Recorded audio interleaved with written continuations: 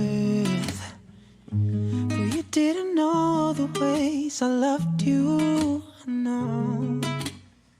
So you took a chance and made other plans, but I bet you didn't think that they would come crashing down. You don't have to say what you did, I already know. I found out from him. Now there's just no chance for you and me. It'll never be.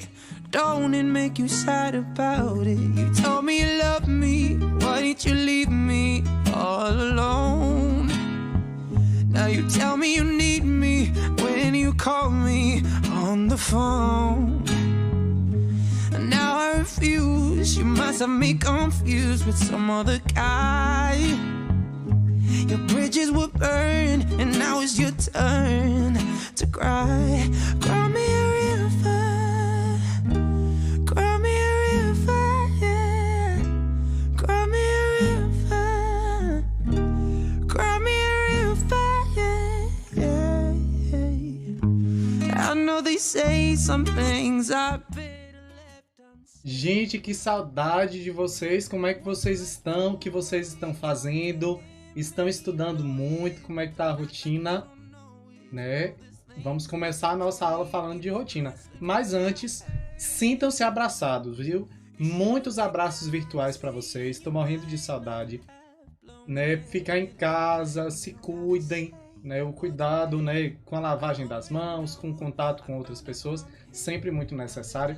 Mas vamos mudar um pouco essa pauta de coronavírus, porque a nossa vida não só tem coronavírus. Não só existem pandemia, existem várias outras coisas, né? Inclusive os nossos momentos de aula, os nossos momentos de nos confraternizarmos, mesmo distantes, porque mesmo distantes nós conseguimos nos fazer presentes, nos fazer juntos uns dos outros, tá bom? Deixa eu ver aqui, gente, deixa eu falar o nome de vocês, que eu adoro essa parte da aula, a parte que eu mais gosto. Dizer oi pra vocês. O William, você foi o primeiro, viu? João Almeida é o Clebson. Qual é que é o do Clebson, hein? Eu sempre troco. Matheus, passei mal ontem com o Matheus. Franklin, Bruno. Ô, Bruno, toda vez que eu vejo assim... Porque assim, eu vejo vocês assim, aqui no chat e eu fico imaginando a cara de vocês. Imagina a situação. Aí quando eu vejo o nome do Bruno aqui, eu só lembro do Bruno pequenininho, quando eu fui professor dele, que ele nem lembra de mim. O cúmulo. Anne maravilhosa, Arthur desenrolado, Lívia, Beli fantástica, Verbena, como é que é o nome? Eu esqueci o nome da sua irmã.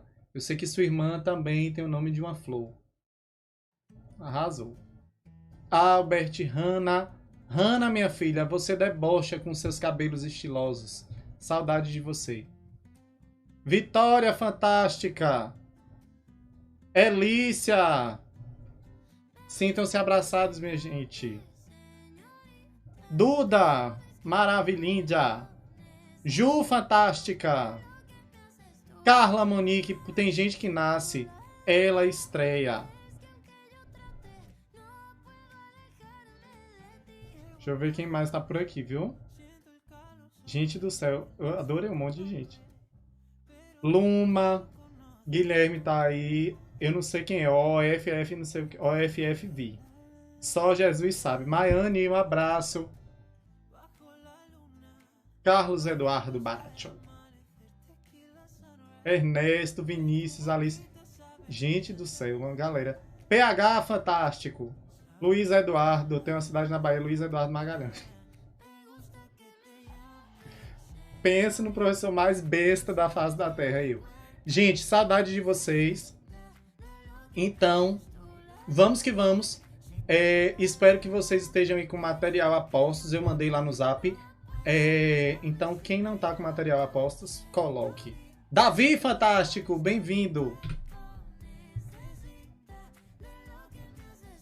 Então, galera, hoje nós vamos para Biologia 1, livro 3, aula 9. Tá vendo que eu tô desenrolado agora?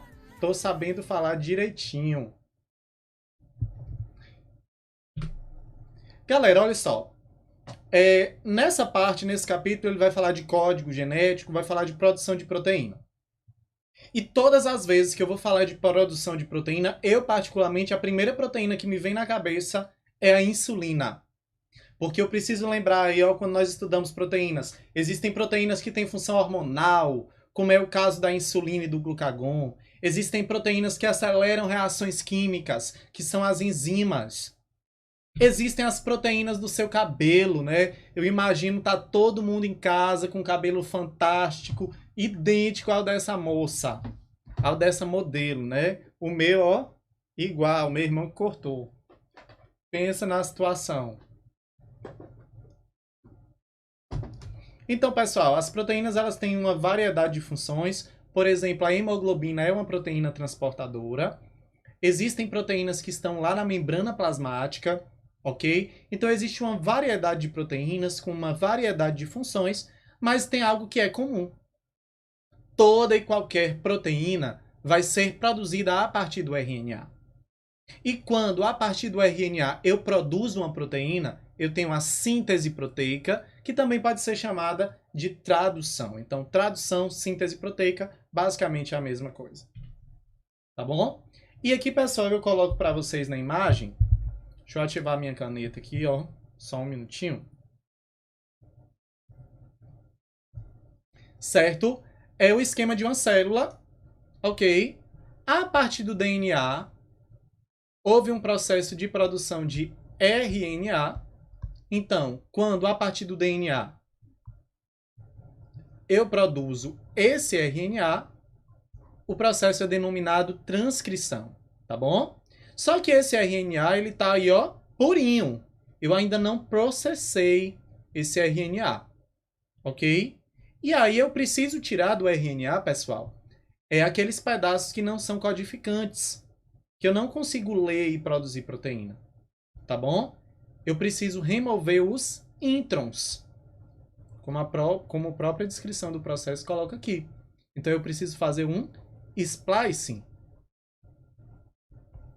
Ok? E aí, depois da remoção desses introns, o meu RNA mensageiro está pronto. Certo? Esse RNA mensageiro vai sair ali do núcleo, pelos poros da carioteca. Ok? E uma vez que chegue lá no citoplasma, observem aqui embaixo, ó, o RNA mensageiro vai ter ali ligado a ele, vão se ligar a ele os ribossomos leem esse RNA mensageiro que está ali no citoplasma ou no retículo rugoso, ok? E aí vai produzindo uma proteína. Então, o que precisa ficar muito bem claro, muito bem organizado na minha cabeça? Que o meu DNA, certo? Ele pode ser duplicado. Isso acontece aí antes da minha célula se dividir. Mas a partir do DNA, eu produzo RNA. Esse processo de produção de RNA a partir do DNA é a transcrição. Quando, a partir desse RNA, eu produzo uma proteína, o processo vai ser denominado tradução. Tá bom? Então, tradução é a mesma coisa que síntese proteica, é a produção de uma proteína. Tranquilo? Ao melhor, eu estou falando e os negócios estão tudo atrás de mim, né? Deixa eu ficar pequeno aqui, pronto. Deixa eu ficar discreto. Ok? Então, o meu DNA ele pode sofrer uma duplicação, tá bom? Quando a partir do DNA eu produzo RNA, o processo se chama transcrição. E quando a partir do RNA eu produzo uma proteína, o processo é conhecido como tradução. Simples assim. Se vocês tiverem dúvidas, certo? Vocês vão me perguntando aí pelo chat, tá bom? O áudio tá chegando bacana, tá tudo beleza aí, né? Se tiver alguma alteração, vocês já me avisam aí no chat, né? E se der algum problema cair, vocês já falam também pelo zap. Tô com tudo ativado aqui para vocês hoje.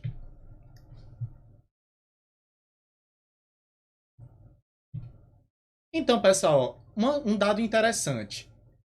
Eu sei, o que a gente aprendeu lá atrás?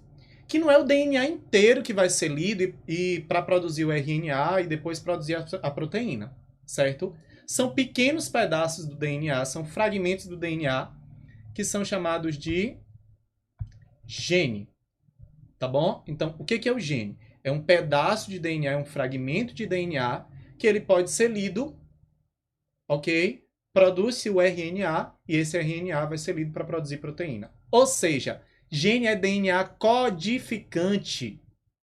É o DNA que vai formar o RNA, que tem ali as sequências que vão me ajudar a montar a minha proteína. Ok?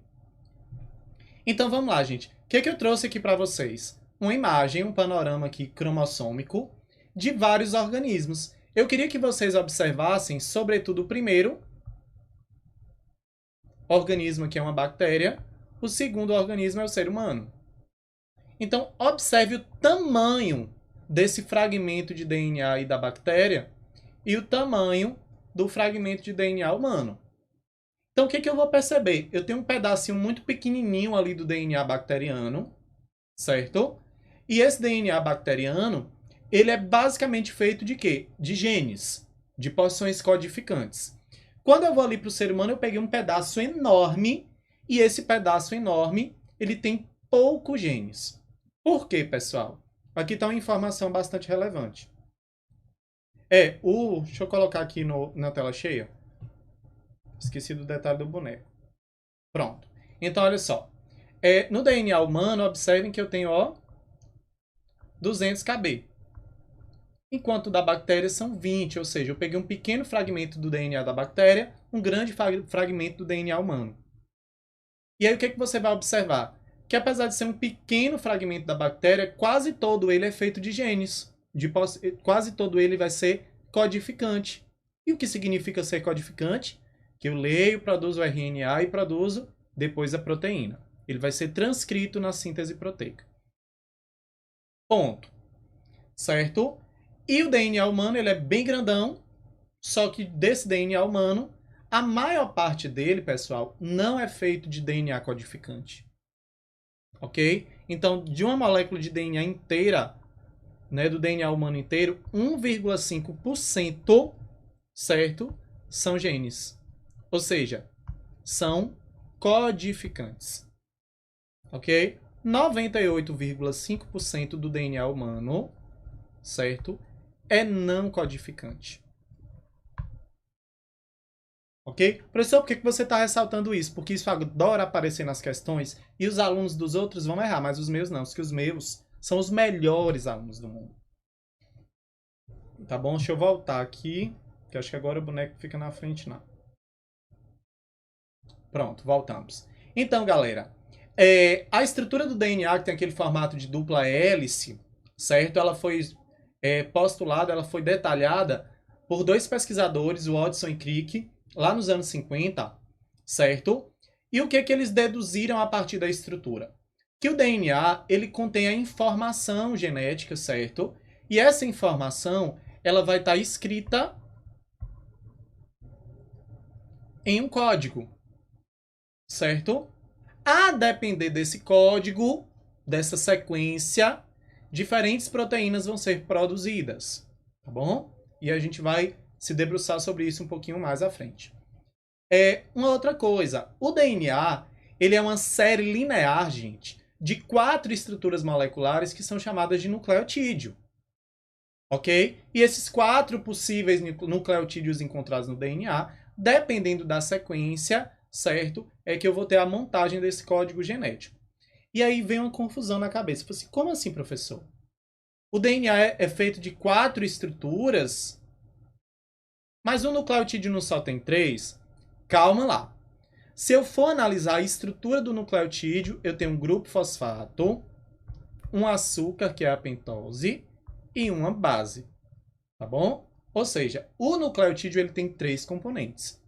Só que no DNA, essa base pode ser uma adenina, ok? Pode ser uma timina, pode ser uma guanina, pode ser uma citosina. Então, dependendo de qual seja a base, o nucleotídeo vai ser diferente. Então, são 4 nucleotídeos, por quê? Porque nesse nucleotídeo, a base que está ali, pode ser ou uma citosina, ou uma adenina, ou uma timina, ou uma guanina. Então, são 4 bases possíveis. Tá bom? E agora, como eu amo vocês, eu sei que vocês adoram a aula de biologia, certo? Vou colocar um negocinho para vocês assistirem. Deixa eu aumentar aqui os volumes.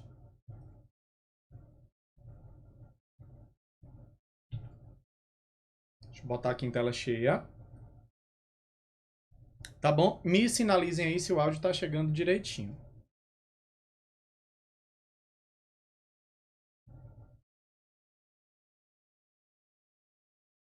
Só um minutinho, viu, gente?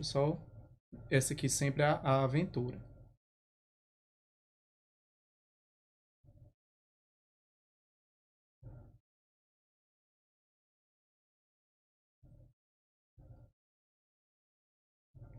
Pronto. Então, olha só. Eu vou colocar um vídeo para vocês que mostra o processo de produção da proteína. Eu já tinha mandado anteriormente, só que tem aquele probleminha básico, né? Tem gente que assiste, tem gente que não assiste. Então, a gente vai assistir, ele é bem breve, ele é bem rapidinho. Prestem atenção nos processos, tá bom? Que aí a gente vai amarrando essas informações para a aula fluir de forma tranquila.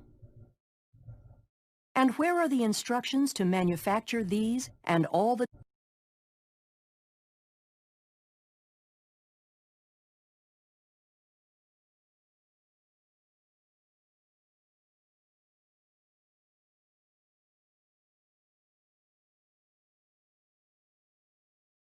different types of proteins we need to stay alive? The instructions to make proteins are contained in our DNA. DNA contains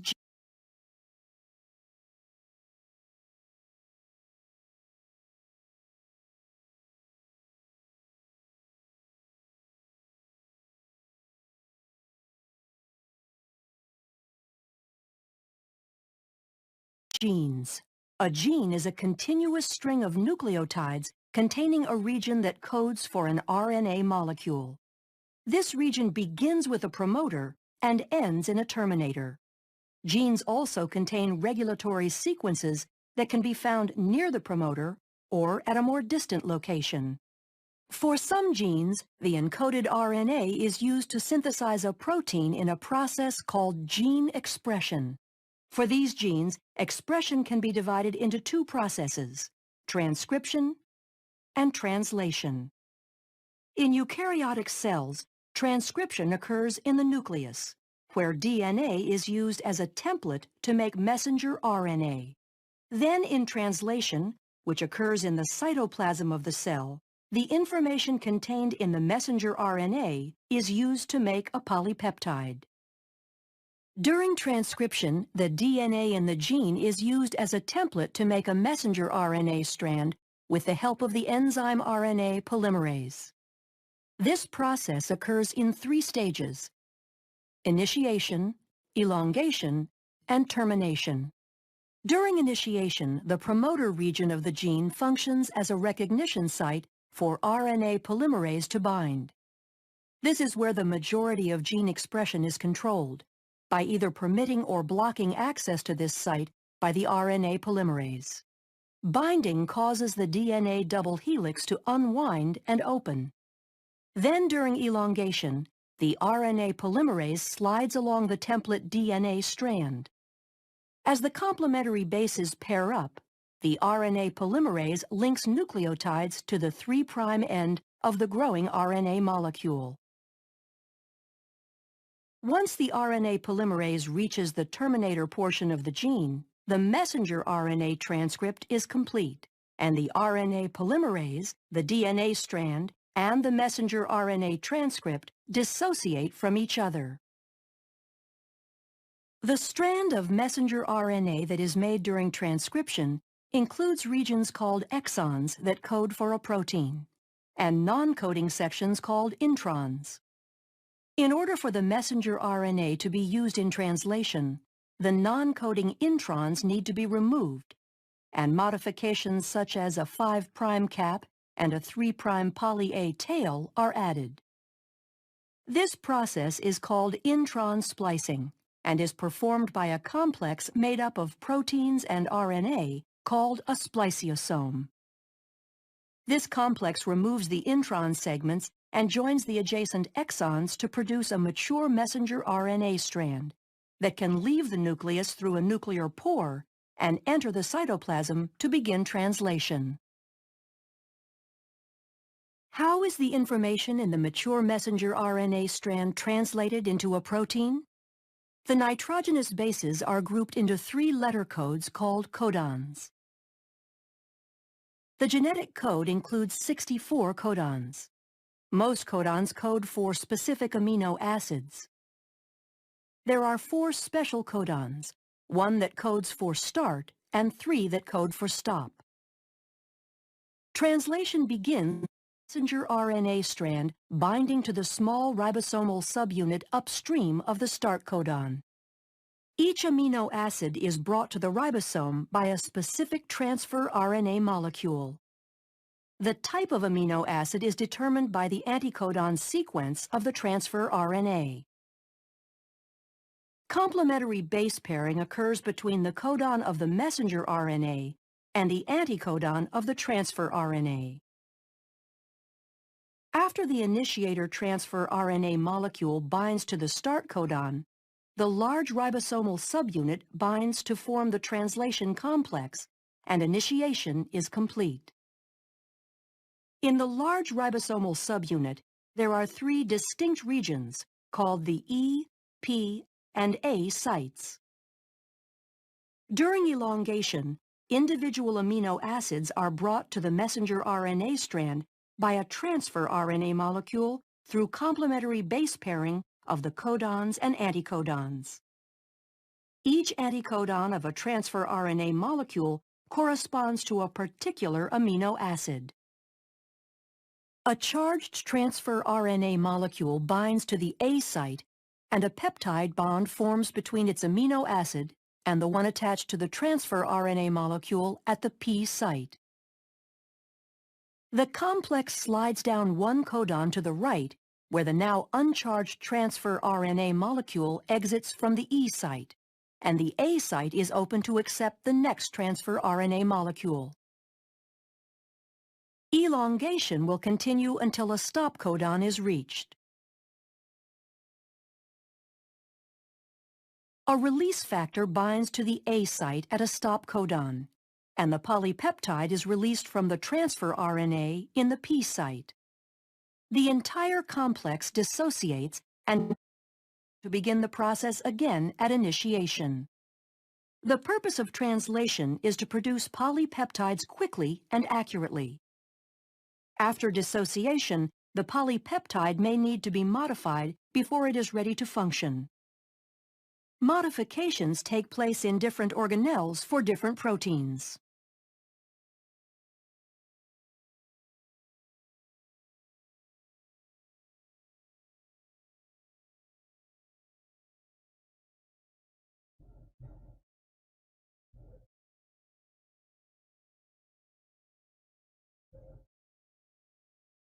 Então vamos voltando aqui, viu, pessoal? Deixa eu ficar... Acho que eu baguncei alguma coisa. O que foi, eu não sei. Acho que foi a tela cheia. Mas deixa quieto. Vou ficar maiorzinho aqui. Fazer que hoje eu quero aparecer. Vamos lá? Todo mundo me ouvindo bem? Ok? Conseguiram acompanhar o processo? Bom, o que eu preciso deixar bem claro para vocês? Quando eu vou pegar o meu DNA, antes da célula se dividir, eu vou duplicar esse DNA, eu vou precisar de todo um conjunto de enzimas. É um negócio bastante complexo. Então, para duplicar o DNA antes da célula sofrer divisão, depende de muita enzima. É um negócio danado, né, que a gente estudou na aula anterior. Para produzir o RNA, o negócio é muito simples. Por quê? Eu vou precisar que uma enzima chamada RNA polimerase chegue lá e abra o DNA, e ela mesma já vai conseguir produzir o novo RNAzinho ali a partir do DNA que foi usado como referência, ok? Então, para produzir o RNA, eu preciso apenas de uma RNA polimerase. Então, o processo é muito mais simples. Segundo ponto, uma vez que esse RNA foi produzido, que ele está lindo, maravilhoso e simpático, tá bom? Existem pedaços desse RNA que eu não consigo fazer a leitura, que são o que nós chamamos de introns, certo? Então eu preciso remover esses introns porque eu não consigo ler ele e produzir proteína. Ele não vai ser codificante, ok? E esse processo de remoção dos introns Como vocês viram no esquema, no vídeo, ok, é chamado de splicing. Então, splicing, eu tiro os introns. Beleza. O meu RNA, tirei os introns, o RNA tá lindo, maravilhoso e simpático, tá ali no núcleo ainda, pronto, ele tá maduro. Esse RNA já processado, que já está maduro, ele sai ali pelos poros da carioteca. E esse RNA maduro, certo? Lá no citoplasma, ele vai se encontrar com quem? Com os ribossomos. E o ribossomo vai ler esse RNA, certo? E a partir dessa leitura, uma proteína vai ser produzida. Tá bom? Então, antes de falar do passo a passo aí da produção da proteína, que o próprio vídeo já mostrou, eu queria trazer dois conceitos que o próprio livro de vocês coloca. Certo? O que seria código genético? Essa sequência de bases nitrogenadas, essa correspondência, tá bom? Do códon, da trinca de bases que forma, né? Ah, professor, o que é códon? Quando vocês viram a formação do RNA mensageiro, certo? Vocês viram que a gente tem ali bases que ficam na extremidade, letras que ficam nas extremidades, né? E essas sequências de 3 bases nós chamamos de códon, ok? E aí, dependendo de qual seja a sequência do RNA mensageiro, de qual códon esteja ali, vai ser atraído para o ribossomo na produção da proteína um aminoácido correspondente àquele códon. Ok? Então, o aminoácido atraído, né, para o ribossomo na hora da produção da proteína, ele vai depender de quê? Ele vai depender de qual sequência eu encontrava no RNA mensageiro. De qual trinca eu encontrava nesse RNA mensageiro. Ok? E aí, o que é interessante? No decorrer da animação que eu coloquei para vocês, só botar aqui minha caneta ativa, certo? Vocês viram que existem o quê? 20 aminoácidos.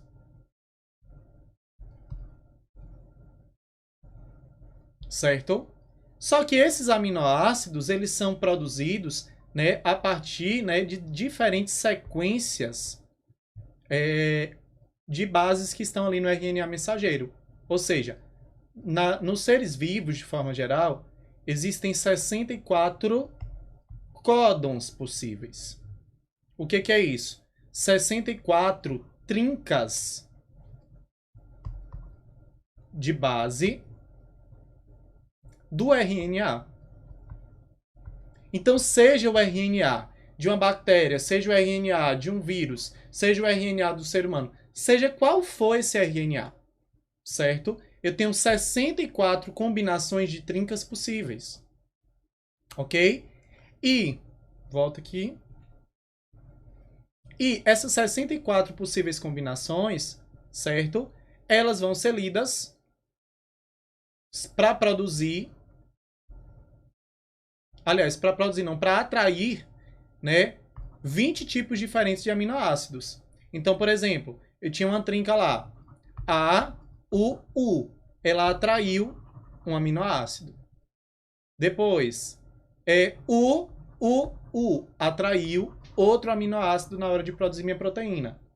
Depois, C, atraiu um outro aminoácido.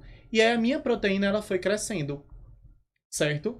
Só que cada aminoácido ele vai ser atraído para o ribossomo dependendo da sequência do RNA mensageiro. Dependendo do códon que está no RNA mensageiro. Ok?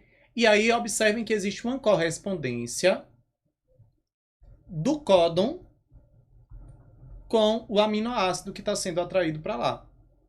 Ok? Então essa correspondência da sequência de códons, ok? Com os aminoácidos que formam a proteína, é o que nós classificamos como código genético. Agora, o que é genoma, professor?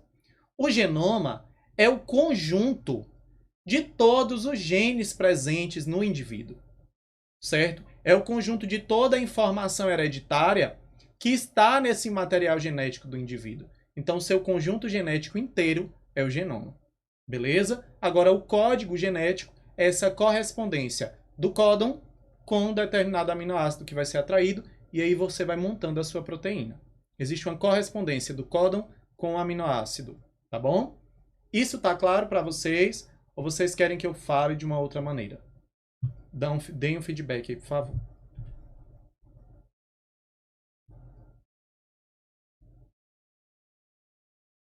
Beleza? Se tá claro, né? Para quem ficou claro, vocês já vão adiantando aí a atividade de sala, questão de número 1, e já vão me mandando aqui, né, a resposta adequada. Qual seria a resposta correta? Beleza? Então manda a resposta aí para mim. Vamos de música, porque a gente merece.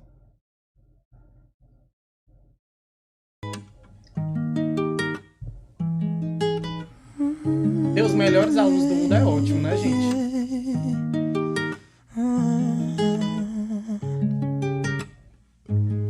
Pronto, vamos deixar combinado, gente, até para dar uma fluidez melhor na aula. Professor, não entendi determinada coisa, já manda no chat, não precisa nem eu perguntar nada, você já vai mandando aí. So you took a chance and made other plans. Ó, essa é uma das questões do Enem. Beleza? Analise o que está sendo dito no texto, certo? E o comando da questão. Qual é o primeiro cuidado? Lê direito. Now there's just no chance for you and me. It'll never be.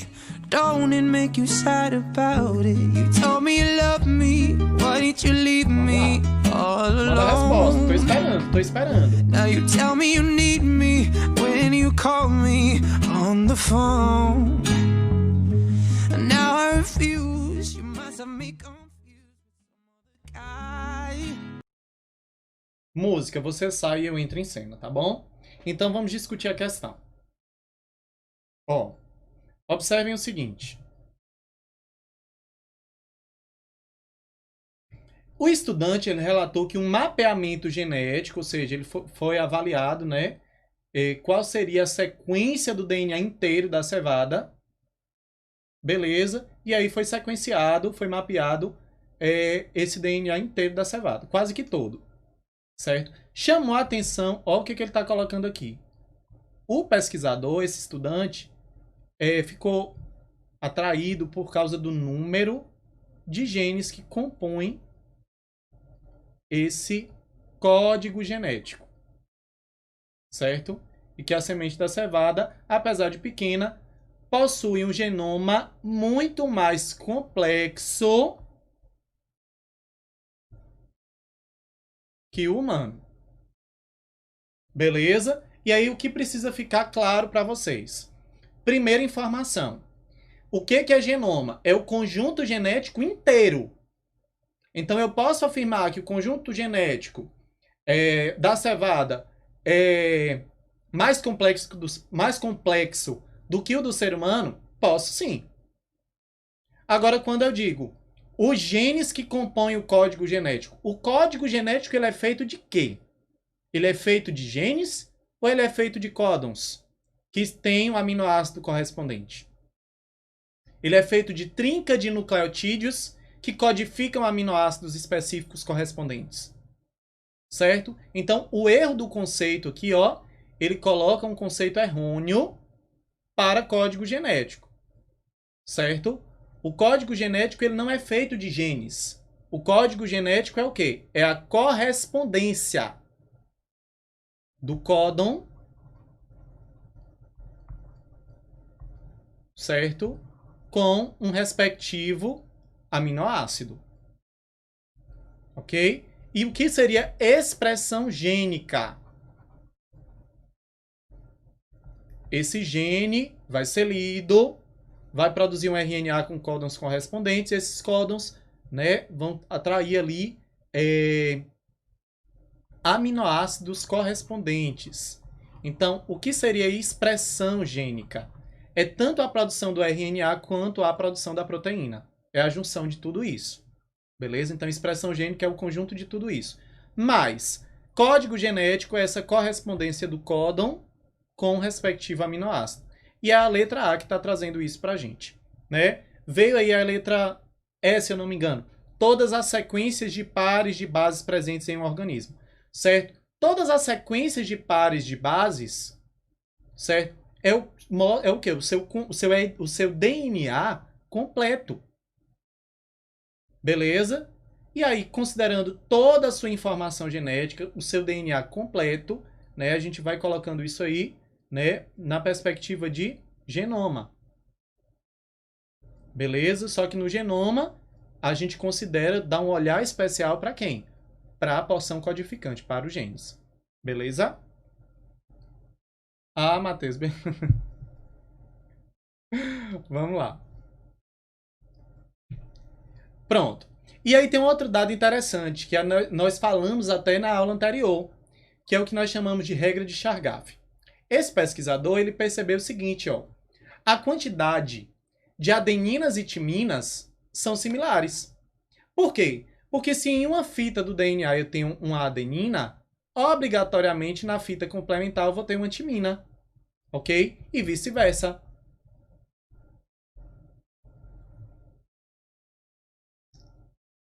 E outra coisa, a citosina, se eu tenho uma citosina em uma fita, na outra fita eu vou ter uma guanina complementar. Então existe essa complementariedade no DNA, tá bom? Né? Da adenina com a timina, da citosina com a guanina. E o que a regra que esse cara postulou vai dizer? Deixa eu deixar aqui em tela cheia para ficar melhor para vocês observarem. Que a quantidade de adenina e guanina, se eu somar adenina e guanina, vai bater certinho com a quantidade de timina e citosina. E aí eu lembro de um outro detalhe. O anjo guardião é puro. Então, adeninas e guaninas no DNA são bases púricas. E aí a gente lembra das piri, né, das pirimidinas, das bases pirimídicas. Professor, quem é que são as bases púricas? O anjo guardião é puro, porque tem 2 anéis na molécula que forma. Bases pirimídicas, a piriguete fala, você tá querendo, ok? Então, as bases pirimídicas na molécula só tem um anel, ok? Agora, o que eu vou lembrar? Se eu estou falando do DNA, eu tenho citosina e timina, ok? Então, sempre uma adenina, que é base púrica, vai estar ligada a uma timina, que é uma base pirimídica. Sempre a citosina, que é base pirimídica, vai estar ligada a uma guanina, que é uma base púrica. Então, esse cara, ele também conseguiu observar que a quantidade de bases púricas era similar à quantidade de bases pirimídicas. Certo? Acho que eu coloquei um slide aqui. Pensei que eu tinha deixado um slide em branco para copiar, mas eu não botei, não. Então, basicamente, o que Chargaff diz? Que a quantidade de adeninas é igual à quantidade de timinas e a quantidade de guaninas é igual à quantidade de citosinas. Né? Vou botar até a quantidade de ligações aqui para ninguém se atrapalhar. E ele também disse uma outra coisa. A quantidade de bases púricas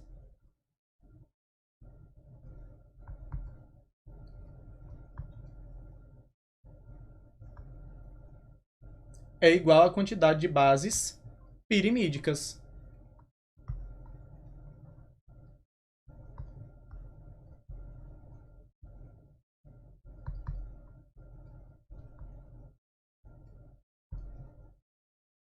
Show! Então, quantidade de adenina e timina é igual, quantidade de guanina e citosina é igual, e toda vez que eu tenho uma base púrica em uma fita, ela vai estar ligada a uma pirimídica na outra. Tá bom? Porque a adenina é base púrica, a timina é pirimídica. Certo? A guanina é púrica, a citosina é pirimídica. Pronto. E aí, pessoal, agora nós vamos falar do processo de produção de proteína. Né? Professor, o que a gente estava fazendo antes? Nós estávamos revisando. Ok? Então, vamos lá. Deixa eu voltar aqui que eu quero ver vocês. Eu adoro ver vocês. Deixa eu beber uma aguinha. Então, nessa imagem aqui, pessoal, primeira pergunta. Quantos tipos de RNA eu tenho nessa imagem? Tá bom? E qual o processo que está acontecendo nessa imagem? Beleza? qual é o processo que está sendo apresentado na imagem e quais são os tipos de RNA que aparecem nessa imagem. Se alguém quiser ainda complementar essa informação, bote para mim qual é a função de cada um desses RNAs que aparecem na imagem. Tá bom? Porque eu sou desses. Vocês estão pensando que eu vim para cá para quê? Para ficar sentado, só olhando. Não, eu vim para incomodar. Eu vim para dar trabalho. Eu vim para botar para vocês, botar palcando aqui, para que vocês ofereçam o que vocês têm de melhor.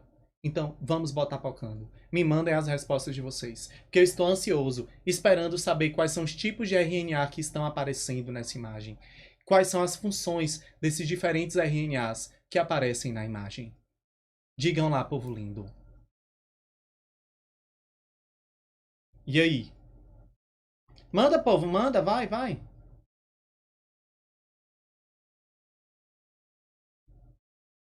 Lívia, hashtag você arrasa. Vai, gente, manda o resto.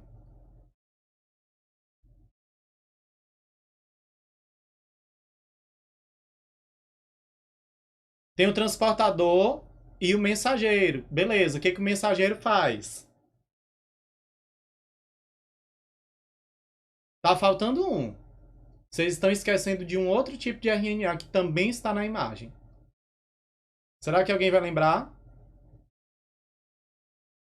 Bom, pessoal, olha só. Então aqui eu tenho o RNA mensageiro, que é o que vai ser lido para produzir a proteína. Ok? Ele contém a mensagem, certo? Para que a proteína seja formada. Ele é o RNA codificante. Beleza? Lembrou, Ju, ribossomal, parabéns. O RNA transportador, que transporta o aminoácido, certo? E tem o quê? O ribossomo. Professor, o ribossomo é feito de quê? Certo? De RNA R. O que é isso? RNA ribossomal, povo lindo. Então eu tenho o ribossomo, ele é feito de RNA também, só que é de um outro tipo. E o ribossomo ele vai juntar o quê? RNA e alguns outros tipos de proteínas. Então, o ribossomo basicamente, ele é RNA ribossomal. E aonde ele foi produzido? Lá no núcleo também. Professor, no núcleo eu tenho produção de RNA. Não esqueçam disso, anotem aí. O ribossomo, ele é produzido lá no nucleolo. Então, toda vez que você for estudar o núcleo, que você vê aquela porçãozinha, né, escurinha que está lá no núcleo, que é o nucleolo. Nucleolo é onde eu estou produzindo os meus RNAs ribossomais. É aonde eu estou produzindo o meu ribossomo. Tá claro? Dúvidas aí? Pronto. Então, vamos agora para a parte prática da história. É o seguinte.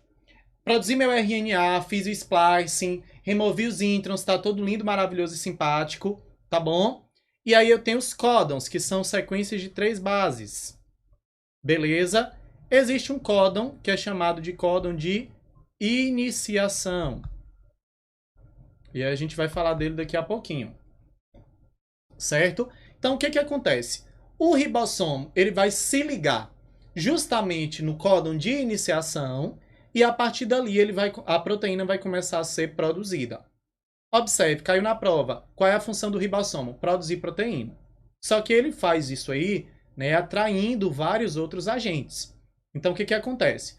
O ribossomo ele tem a subunidade menor, que se liga no códon de iniciação, certo? Aí vem a subunidade maior, vai atraindo os RNA transportadores, ou seja, cheguei lá no ribossomo, certo? O ribossomo se ligou no RNA mensageiro, e aí o RNA mensageiro, por exemplo, vou colocar esse que está aqui, ó, esse próximo, certo? A sequência que está no mensageiro é C, ok? O códon do RNA mensageiro é UC. Então, o que vai acontecer? O ribossomo, ele vai chamar, ok? Um RNA transportador que vai carregar um aminoácido para ali. Só que esse RNA transportador, ele tem uma sequência que se complementa, que se une no códon. Beleza? Então, se é o UC, o RNA transportador, ele tem uma sequência complementar. Seria A, G. Certo? Então, ele vem aqui tendo essa sequência complementar. Lembrando que o transportador traz o aminoácido, ok? Certo? Ele acaba se ligando e esse aminoácido que ele trouxe vai acabar se unindo, né, ao meu polipeptídeo, a minha proteína que está em formação. Ok? Então, para fixar isso aí, então, mais uma vez, meu RNA mensageiro está ali. Existe um códon de iniciação, um códon de início, uma sequenciazinha, e sempre que tiver essa sequência, é ali que o ribossomo vai se ligar. Ribossomo se ligou, beleza. Aí ele vai começar a chamar, dependendo das sequências do RNA mensageiro, ele vai começar a dizer assim, ó, ô transportador, traga lá uma metionina para cá, por favor. Por que eu vou levar uma metionina, ribossomo? O RNA transportador está perguntando, por que eu tenho que levar uma metionina para ir? Eu falei assim, criatura, porque quando você chegar aqui, você vai se encaixar em uma determinada sequência que está no mensageiro. Então, eu já estou dizendo para você, traga para cá, ok? O aminoácido correspondente. Por quê? Porque você vai ter que se encaixar aqui, ó, no RNA mensageiro. Então, aí o que acontece? O ribossomo vai lendo essa sequência de 3 bases e, dependendo de qual seja o códon do RNA mensageiro, ele vai chamar, né, um RNA transportador que traz um aminoácido correspondente. E aí o RNA transportador traz esse aminoácido, eu vou juntando ali, vou formando a minha proteína, e quando chegar no último códon, certo? Existe um códon final, que é o códon de parada.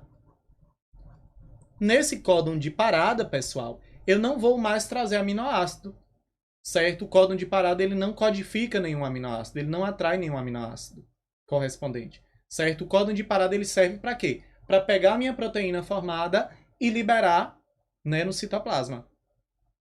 Ok? Então, ele serve para liberar a proteína. Tranquilo? E assim a minha proteína foi produzida. Tá claro para vocês ou existe algum tipo de dúvida em relação a isso? Falem aí para mim.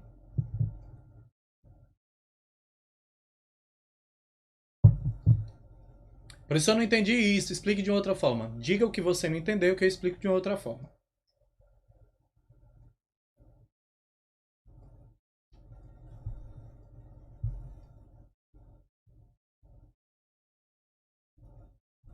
Pronto. Pessoal, eu sempre preciso estar passando para o Clebson quem está assistindo às aulas. Então, eu vou colocar, eu monto essa lista a partir da participação de vocês na aula, no chat, viu? Então, é muito importante que vocês falem, mandem resposta, falem oi, digam, mostrem que estão aí, que é para eu estar mandando para ele, dizendo quem é que está participando. Ok? Então, vamos juntos. E aí, na questão 4, eu quero que vocês respondam. Antes de vocês seguirem para o livro, observem primeiro as minhas dicas. Ó, o que aconteceu? Existe um códon de iniciação, tá bom? Esse códon de iniciação, gente, isso é uma regra. Sempre que tiver no RNA mensageiro A ou G, é ali que eu vou começar a ler o RNA para produzir proteína. Então, olha só. Nessa imagem aconteceu uma coisa interessante. Deixa eu botar aqui o laser para mostrar para vocês. Certo? Chegou aqui, ó, um ribossomo, ele foi lendo, aí ele foi mudando de lugar. Aí quando o ribossomo chegou aqui, de repente o lugar onde tinha um A ou G, onde tinha um códon de início, estava livre. E aí já veio um outro ribossomo e já se ligou ali. E aí foi chegando outro, e de repente, no mesmo RNA, galera, vocês estão vendo aí vários ribossomos ao mesmo tempo. Por quê? Porque quando o ribossomo ele saiu caminhando ali, ó, lendo, seguindo na sequência do RNA, ele foi se afastando do ponto de início. E aí, como o ponto de início estava livre, outros ribossomos foram chegando. Ok? Então, se é o mesmo RNA que vai ser lido, então, todos esses ribossomos vão produzir as mesmas proteínas. Então, cada um desses números aqui, ó, isso aqui é um ribossomo, aqui é outro, aqui é outro, aqui é outro, aqui é outro. Beleza? Então, cada um desses ribossomos, eles vão produzir as mesmas proteínas, por quê? Porque eles vão ler as mesmas sequências. Eles vão ler o mesmo RNA mensageiro. Tá bom? Agora, qual é a diferença de um para o outro? Ó, em uns a proteína já está maior, porque ele já leu mais RNA. Em outros, a proteína ainda está menorzinha, porque ele leu menos RNA. Então, a partir disso... Certo? Ó, daqui a pouco eu falo essa questão do vírus. Isso está acontecendo aí no citoplasma, tá bom, pessoal? Então, olha só. A partir disso que eu estou colocando para vocês, certo? Que é um processo, né, de várias proteínas do mesmo tipo ao mesmo tempo, ok? Por vários ribossomos se ligando ali no RNA. Então, a partir disso, analisem a questão e me coloquem as respostas, tá bom? Dessa vez eu não quero só a resposta certa. Então, vamos supor, a resposta é a letra A. Por que que a letra B está errada? Por que que a letra C está errada? Por que que a letra D está errada? E assim sucessivamente. Beleza? Para mim, não serve aluno que só sabe marcar a certa, porque o certo até estudando a gente faz. Meus alunos sabem justificar os erros. Beleza? Daqui a pouco eu coloco, eu faço PEU. Eu falo sobre essa questão dos vírus. Tá bom? Então, vamos fechar aí essa questão. E aí, a seguir, eu falo sobre a questão dos vírus. Deixa eu botar aqui em tela cheia para vocês lerem.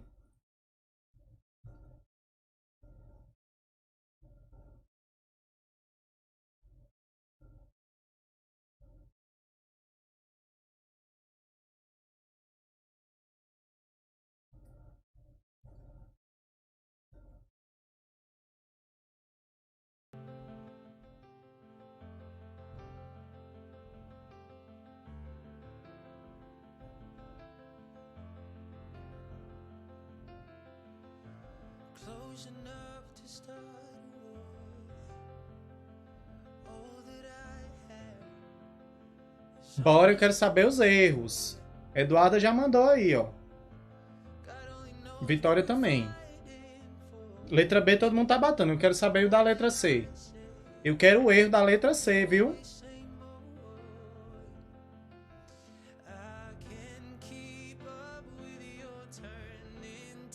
Bora, gente. Cadê a letra C? Cadê a letra D? O erro. Cadê o erro da letra E?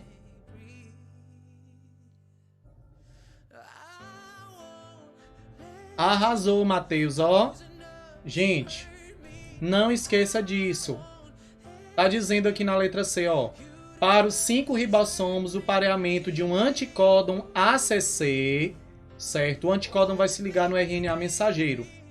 E o códon é do RNA. RNA não tem timina. Timina é exclusiva do DNA. Não existe timina no RNA. Então esse é o erro da letra C. Letra D. O papel do RNA ribossômico é capturar aminoácidos que estão no citoplasma e carregar até a síntese de proteínas? Falso. Função do RNA ribossômico é a síntese proteica, é a produção de proteína. É nele que acontece a produção de proteína. Ok? Agora, quem carrega os aminoácidos do citoplasma até o local de produção da proteína, que é o ribossomo, certo? Quem carrega é o transportador. Beleza? E aí o 6 está dizendo: o ribossomo atingiu um códon de término. Não esqueçam, o códon de término ele não traz aminoácido, ele não codifica nenhum aminoácido. O códon de término, galera, ele libera a proteína, ele não codifica nada. Isso tem que ficar muito claro. Parabéns. Ou seja, desculpa, galera. Chora, queridinhos. Que os meus alunos, eles debocham. Eles estão aqui porque eles sabem. Eles não são quaisquer alunos. Aí o pessoal diz assim: Lucas, você se acha tanto. Eu falo assim: eu não me acho, eu sou. Lindo, maravilhoso e simpático. E ainda tenho os melhores alunos do mundo. Como eu não vou me exibir com um negócio desse? Gente, eu me divirto. Estar com vocês é um negócio fantástico. Não sabe o que é o melhor? olha o nível da percepção de vocês. Entendeu? Um aluno nível Lucas, não é nem nível Enem, porque o Enem é muito baixo. É um aluno nível Lucas Hofer, certo? Os meus alunos do meu time, eles conseguem identificar os erros, ó, à distância, porque eles botam para lascar. Mas, pô, você Lucas se acha, não, só que não. Então vamos lá, ó. Pega o caderno, caneta e vamos anotar essas informações, porque essas informações, elas devem estar muito bem organizadas na nossa cabeça, no nosso coração e no nosso caderno. Então vamos que vamos.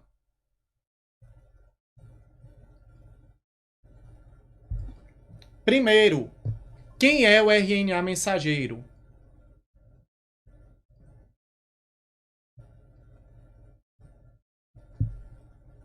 Ok? É o RNA que contém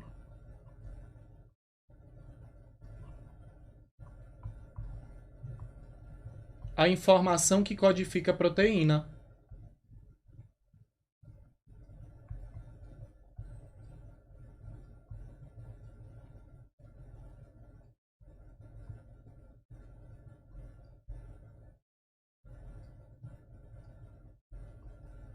Ou seja, ele é o RNA codificante.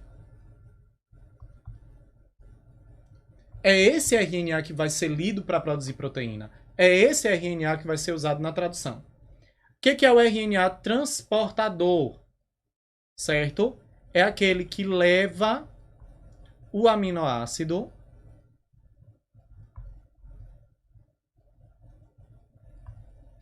certo? Do citoplasma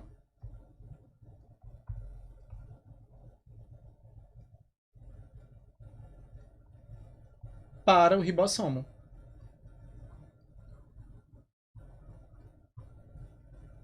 E por último, quem é o RNA ribossomal?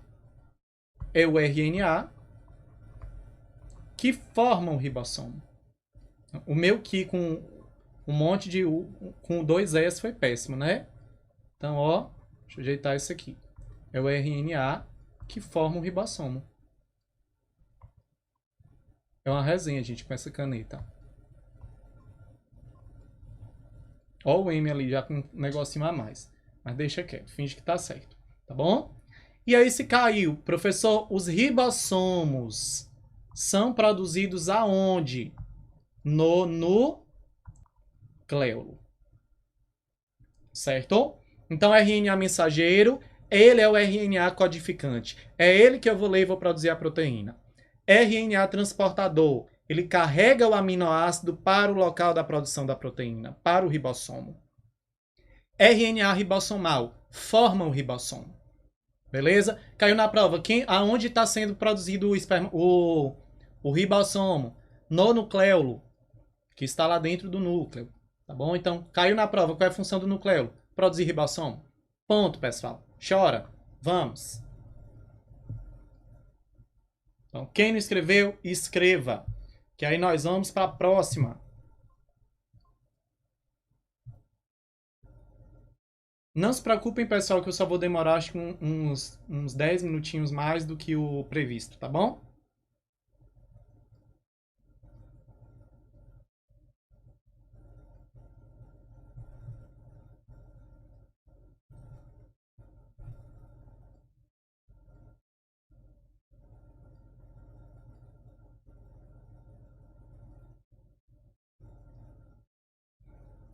As demais organelas, elas são produzidas no próprio citoplasma. Agora, que para que elas sejam produzidas, elas precisam de uma sinalização, certo, do núcleo. Tranquilo? Então, vamos lá. Professor, o que é o codinome? São as trincas do DNA. O que é códon? Trincas de base. Ó, foca nisso aqui, do RNA mensageiro. O que é um anticódon? são as trincas de base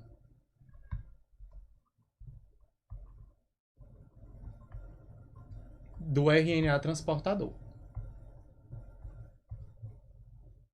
Ok? Deixa eu ajeitar esse take aqui para ficar mais bonitinho. Senão depois vocês vão dizer, ah, não entendi o negócio que o professor fez um take que parecia o Avatar. Então aqui o T direitinho, tá bom? Ok, pessoal? Posso seguir? Então, o codinome, como é que eu chamo? Assim, ó, a sequência que está ali no DNA dessas bases, eu chamo de codinome. As sequências que estão, as trincas de base do RNA mensageiro, eu vou batizá-las de códon. Então, códon sempre é do RNA mensageiro. E a sequência, né, de trincas que se complementam ao códon, que estão lá no RNA transportador, são os anticódons. E aí essa tabelinha, inclusive, aparece ela no livro de vocês, só que tá mais feinha. Pronto, só um minutinho que Bruno tá terminando de anotar. Ô, gente, eu acho tão bom estar com vocês ao vivo. Eu me sinto tão chique. E pelo YouTube, porque eu amo o YouTube, gente. Eu me sinto aqui vendo vocês falando comigo pelo chat. E vou me sentir ainda mais, né, nos stories lá que nós vamos postar hoje.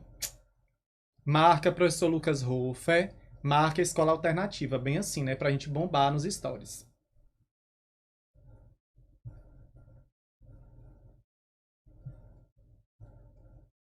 Eu me sentindo, viu? Ah, minha filha, chora. Ô, gente, eu me divirto. Eu escolhi a profissão certa pra minha vida, porque ser professor pra mim é me divertir. Deixa eu ficar aqui mais discreto, né? Porque eu tô chamando muita atenção. Deixa eu ficar humilde.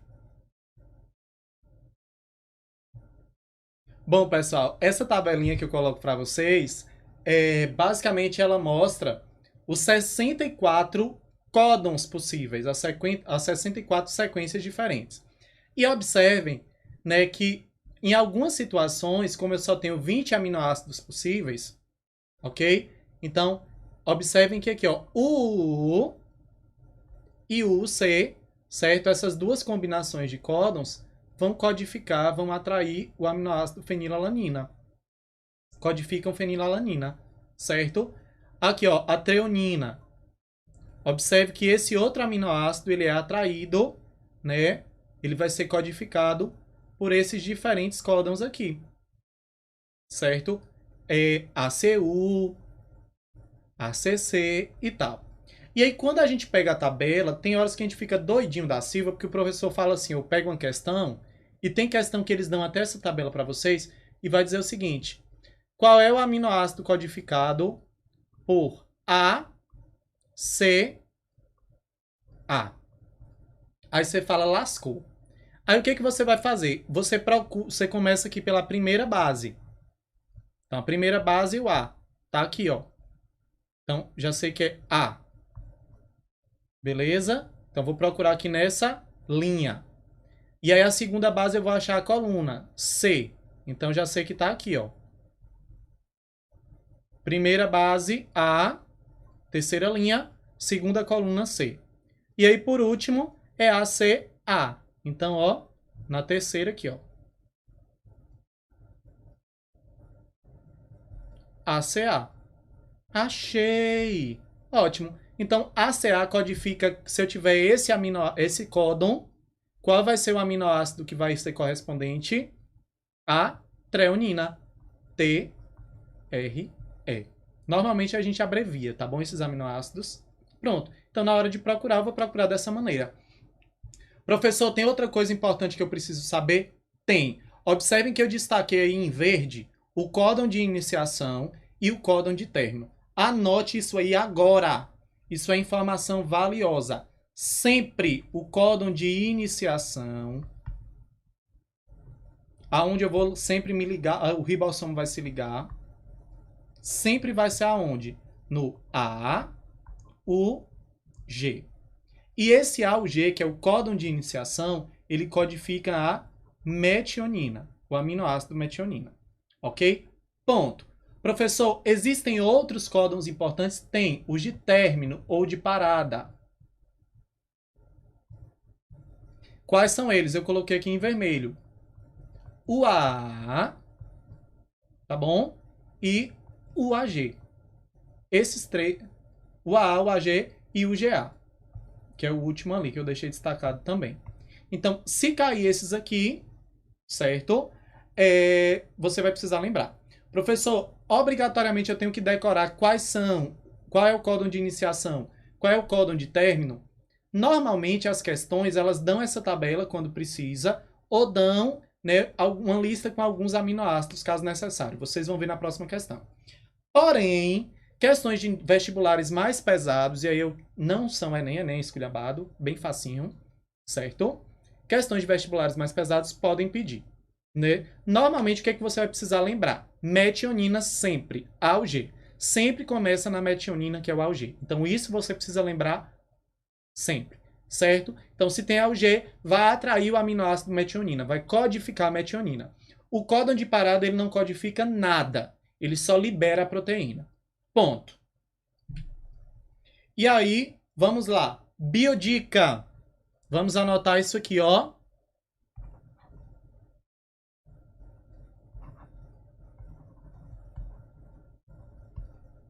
Um aminoácido pode ser codificado por diferentes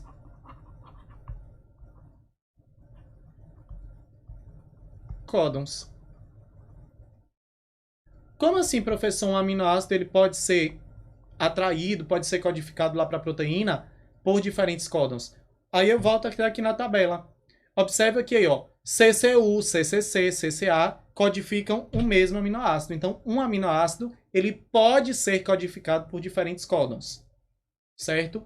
Não necessariamente vai, mas ele pode ser. Tá bom? Então, anote isso aí, que é dica de ouro para vocês. Certo? Essas dicasinhas que eu geralmente peço para vocês colocarem é porque isso gosta de derrubar vocês na hora da prova. E os meus alunos não caem. Tranquilo? Então, vamos que vamos. Ó, eu já passei uns 10 minutos aí. 10 não, 5, né? Porque a gente começou oficialmente, né? Quando a galera chegou, depois que a gente começou a aula, demorou um pouquinho. Então, pergunta de ouro. Né? Já tá passado no Enem, no curso dos sonhos, se acertar isso aí. Bora lá. Se eu tenho um RNA e esse RNA tem 100 códons, lembrando que o primeiro códon seja um códon de iniciação, tá bom? Né? E o último seja de parada. A minha proteína formada por esses 100 códons, por essas 100 sequências de trincas, certo? A minha proteína, ela vai ter, galera, quantos aminoácidos? A proteína produzida a partir desse RNA tem quantos aminoácidos? Diz pra mim. Manda brasa. Porque vocês arrasam.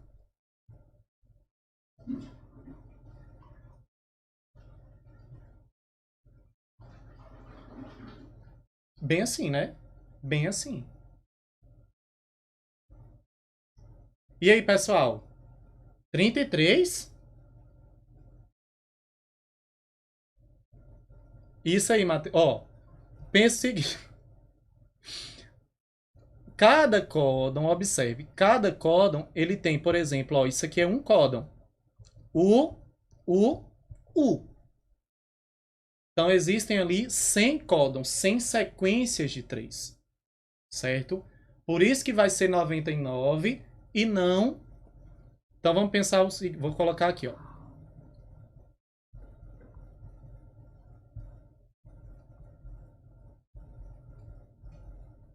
Primeiro códon, segundo códon. Códon de número 100, tá bom? Então, o primeiro códon, certo? Que é o A ou G, vai atrair um aminoácido. Segundo códon, atrai outro aminoácido. Chegou no códon de número 99. O códon 99 também atraiu outro aminoácido. Beleza? Então, do 1 até o 99, cada códon trouxe um aminoácido. Agora, quando chegou no códon de número 100, certo? Ele não codifica, ele só libera a proteína. Então, por isso que eu terei 99 aminoácidos formando essa proteína. Hoje eu estou escrevendo tudo errado. Tranquilo? Então, são 99. Então, a partir disso, se vocês errarem essa questão de número 33, agora é o 33 de fato. Agora é o 3, né? Não são 33, 3. Então, não errem a questão de número 3. Manda brasa aí. Sempre é um a menos. Tem 1000 códons. Então, a proteína sempre vai ter um a menos. Vai ter 999. Tá bom? Sempre é um a menos. Isso é regra.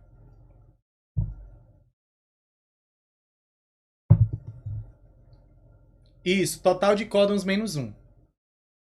Adoro vocês, gente. As observações de vocês são fantásticas. Vai lá, manda.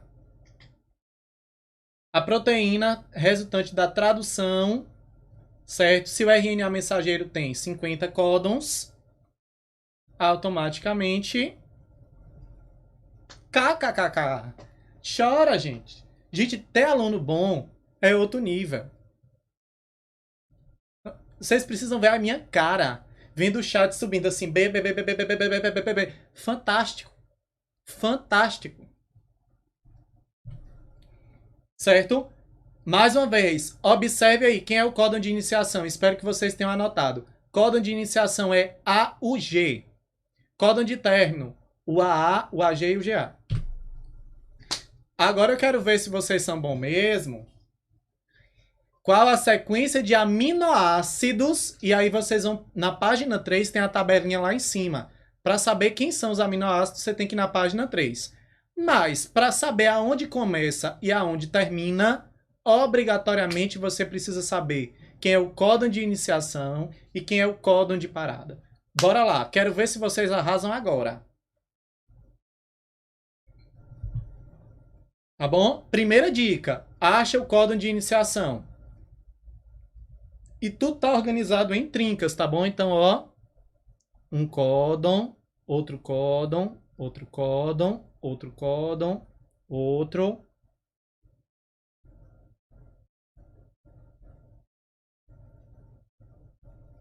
Beleza? Quero saber aí.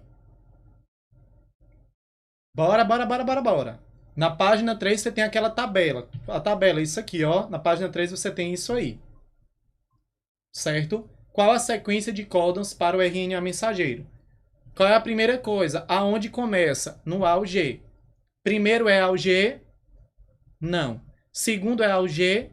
Não. Terceiro é A ou G? Sim. Então começa aqui. Então tem um, ok? Depois, para aonde? Ó, vamos lá. Então, ó, vou colocar aqui destacando. Comecei no AUG. Terminei no UAG. Por quê? Quando chegou aqui, liberou. Certo? Então, se eu for olhar na tabelinha, AUG codifica metionina, UC, fenilalanina, né? CCA, prolina, GCC, alanina. Ponto. Então, ó, tem a minha proteína formada, né? Na verdade, ainda não é uma proteína porque ainda é pequenininha. É um polipeptídeo. Tem um aminoácido, 2, 3, 4 aminoácidos. Certo? 4. Por quê? O 5, que é a quinta sequência aqui é o AG. Ele não codifica nada. Ele libera. Por quê? Porque o AG é um códon de término. Ah, professor, e essa parte aqui, ó, isso aqui e isso aqui são regiões não codificantes. Na verdade, elas nem deveriam estar aí. Ok? Olha que massa.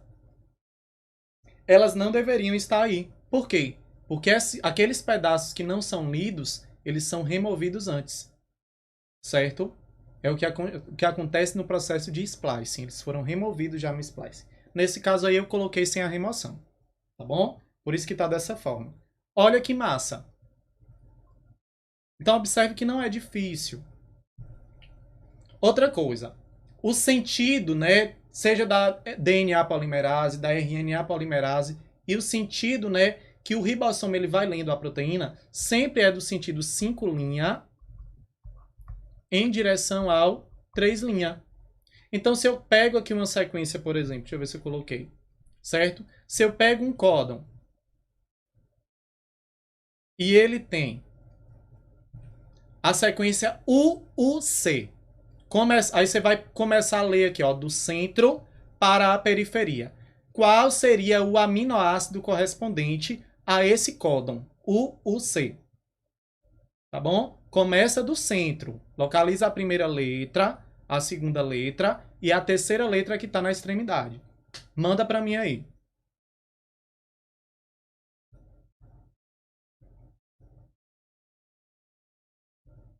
Vamos que vamos, estou esperando. Fenilalanina, ok? Então você vem aqui, ó. Primeira, segunda, certo? Terceira, fenilalanina. Professor, por que você está colocando essa imagem para a gente treinar? Porque vocês vão pegar questões assim, inclusive nas resoluções do livro.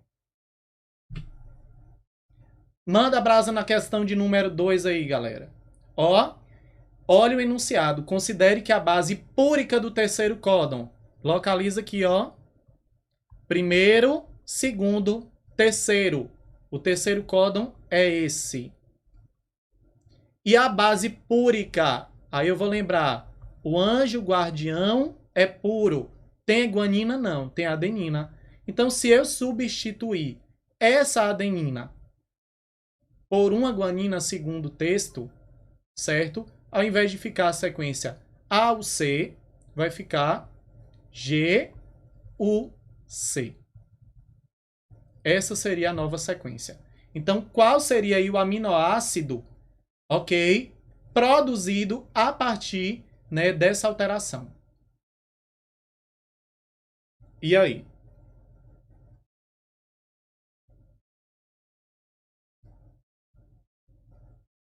Eu não me aguento. KKKKK. Olha esse negócio aqui, gente. Esse chat tá do poder. Certo? Valina. Mais uma vez, não esquece. O anticódon é do RNA transportador, povo. E o códon é do RNA mensageiro. Ponto. Não esqueçam disso. E observe também se a questão está dando como referência para a produção da proteína o DNA ou o RNA.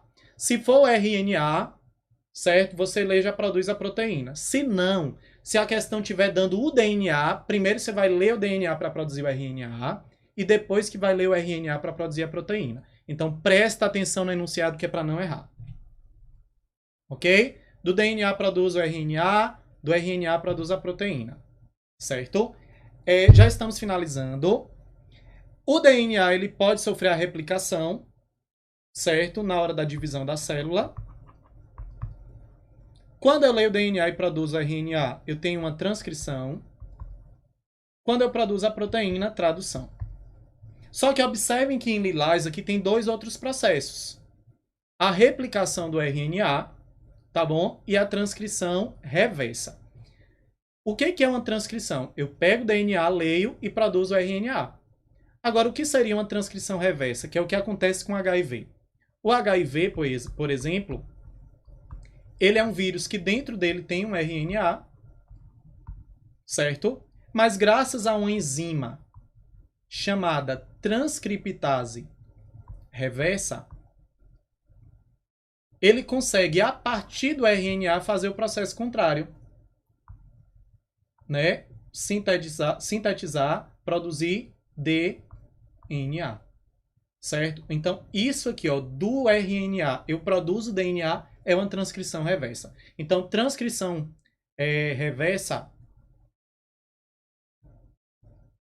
Transcrição reversa, pessoal, é basicamente algo que acontece em vírus. E a replicação do RNA, quando eu tenho uma RNA polimerase especial que produz RNA a partir do próprio RNA, isso também acontece em vírus. Tá bom? Então, manda a brasa e responde a questão 2 aqui dos exercícios propostos.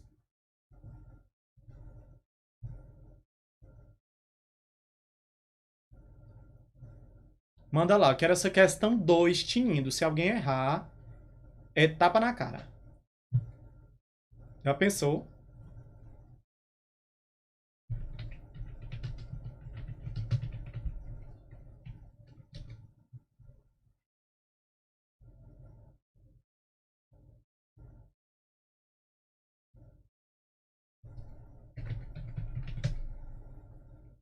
Que eu acho fantástico.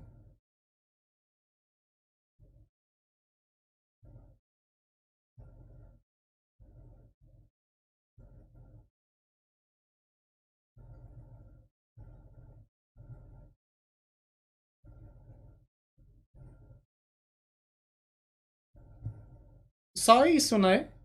Então, ó, a questão, ó, o que que acontece nos seres eucariotos? Duplicação do DNA número 1. Então já excluo aqui, ó. Número 3, que é a transcrição. Número 5, que é a tradução. O número 4, que é a transcrição reversa, né? E a replicação do RNA, que é o 2, isso aí acontece nos vírus, não acontece na gente. Certo?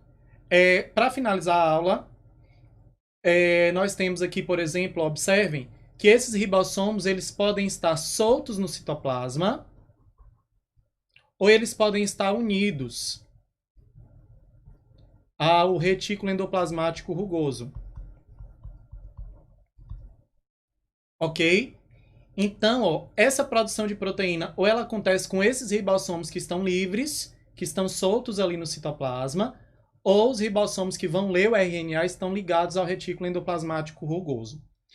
Quando essa proteína é produzida ali soltinha no citoplasma, ela já fica liberada, pronta, certo? Deixa eu achar aqui. Ela fica soltinha já aqui no citoplasma mesmo. Agora, quando essa proteína ela foi lida, o RNA ele foi lido por ribossomos unidos ao retículo endoplasmático rugoso, a proteína ficou ali dentro, foi transportada para o aparelho de Golgi e ficou armazenada ali no aparelho de Golgi até o momento que o corpo precisou e houve a liberação. Tá bom? Então aqui eu coloco, certo? RNA. Mensageiro, tá bom? Mais ribossomos livres. Certo? Vão produzir as proteínas que vão ficar ali soltas no citoplasma. Vão produzir proteínas usadas no cloroplasto, na mitocôndria. Proteínas que voltam lá para o núcleo.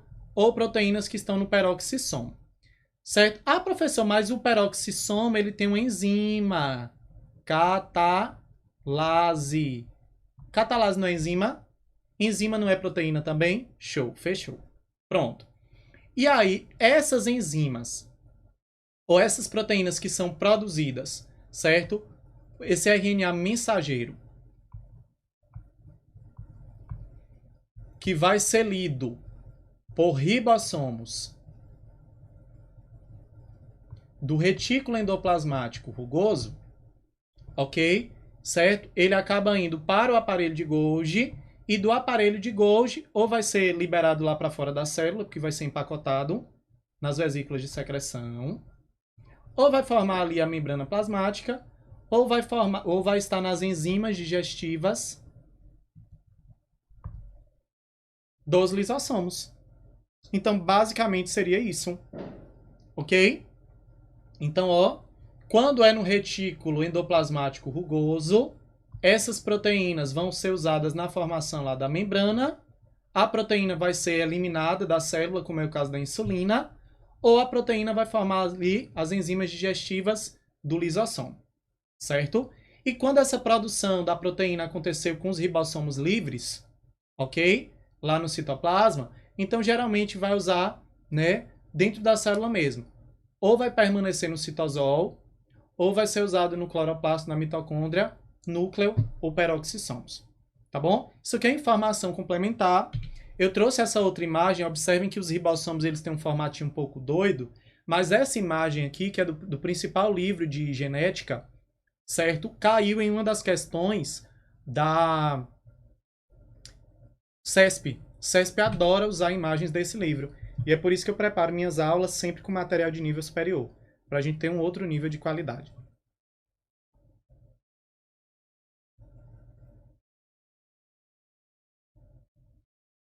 Ok, deixa eu aumentar eu aqui, quero aparecer. Pronto. E aí, gente, para fechar nossa aula,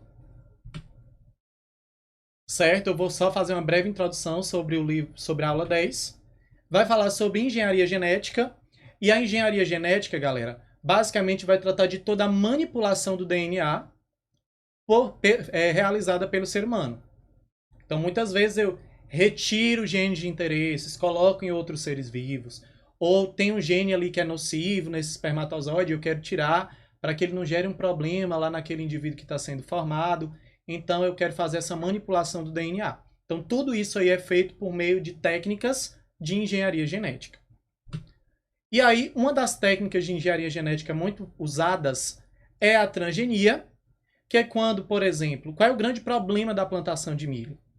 Eu tenho ali uma praga que está comendo tudo, que está devastando tudo, que está um inferno, e eu estou tendo dano econômico. Certo? Eu sou um produtor. Então, não quero dano econômico. Então, normalmente a galera faz o quê? Dando um pau ali de veneno, mata essa lagarta chata, que é a lagarta do cartucho, e aí resolveu o problema. Ponto. Só que aquele milho está cheio de veneno e isso gera vários outros problemas para a saúde. E o que foi que a galera descobriu? Alguns pesquisadores perceberam que existia uma bactéria chamada Bacillus thuringiensis. Essa bactéria liberava uma toxina que matava essa praga, essa lagarta. E aí o que foi feito?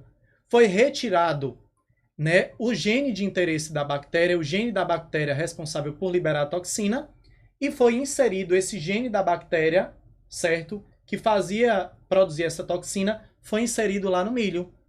E esse milho, certo? Produz milho normalmente, só que ele libera a toxina que mata a lagarta, certo? Por quê? Porque ele recebeu esse gene de interesse que veio lá da bactéria. Então esse milho ele é uma mistura de duas espécies. Por isso que ele é um milho transgênico. Ele é um milho, mas ele dentro, né, dele tem DNA, um pedacinho de DNA bacteriano. Então todas as vezes que caírem questões que mostrem mistura genética de duas espécies diferentes, automaticamente você já foca. Isso é transgênico. Tá bom? Um exemplo muito prático de transgênico, a sereia. Ela é um transgênico, porque ela é uma mistura genética de duas espécies. Então, se cair numa prova lá, várias imagens para vocês reconhecerem qual seria o transgênico. A sereia é um transgênico, porque é a mistura genética de duas espécies. Tá bom? E aí, gente, eu queria lembrar só de uma coisa. Nem todo organismo geneticamente modificado é transgênico, certo? Porque nem sempre eu tenho uma mistura genética. Por exemplo, eu peguei um espermatozoide e tem um genezinho lá nocivo, eu quero remover. Eu fiz essa remoção.